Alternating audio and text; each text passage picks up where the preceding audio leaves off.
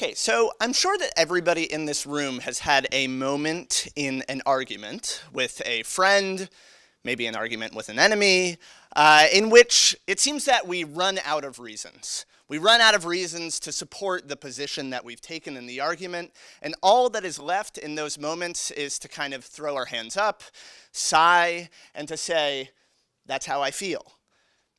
And I find this very interesting because as a millennial, I'm often criticized for finding my truth in my feelings a little bit too much. And yet there is something about feeling that seems important. It seems politically important, it seems religiously important, it seems morally important. And yet the history of philosophy has often concerned itself with what we think and what we are allowed to think. So affect theory, which is a theory about how we feel, has concerned itself with this gap. And my thesis is really about the political implications of taking affect theory seriously. So a word about affect, first of all. It's a sort of vague term that's used in the literature. A few defining themes involving affect. One is that affect is non-cognitive, which means that it's not something that we're thinking about. It's something that sort of happens to us. Another is that it's bodily. It kind of emerges in the body. We can sense it. We can feel it. And the third is that it's visceral, which means that it has a force that's pushing us in a certain direction. And so what I did in my thesis was actually read two, one's a political theorist, one's a philosopher, that use affect theory in their work. And I locate what I call the notion of affective alignment, which is trying to align what we think with how we feel.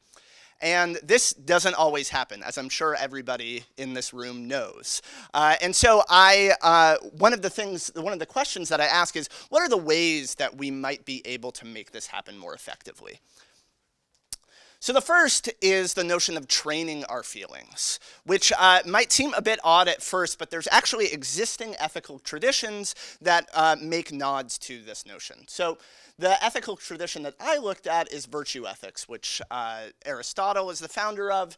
And virtue ethics, briefly summarized, is the idea that moral philosophy ought to center around the type of people that we want to be, the type of people that we want to become, rather than simply the ethical dilemmas that we encounter. And so one of the ideas in virtue ethics is that we can actually act in a certain way to become a certain way.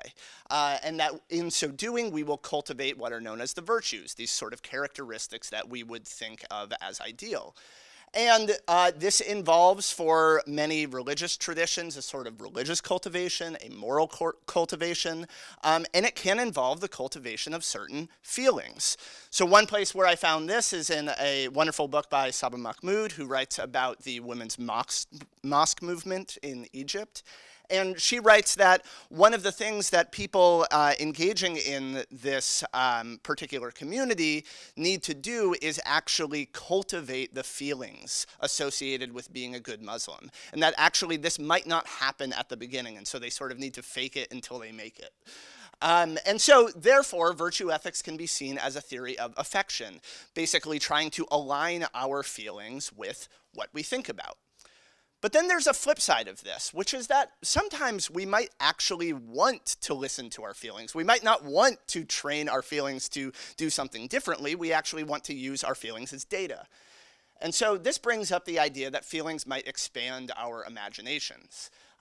When reasons fail, when we have that moment where we say, that's how I feel, that actually might become a moment where we might invent new reasons, right? They can push us to create new concepts or to use existing concepts in novel ways. So we see this with a lot of socially oppressed groups in the reappropriation of language. One of the reasons that we see that happen is that feelings push that to develop, and then those become new reasons. So ultimately, my thesis looks at affect as this thing that can both be trained, but also can inspire us to create new reasons.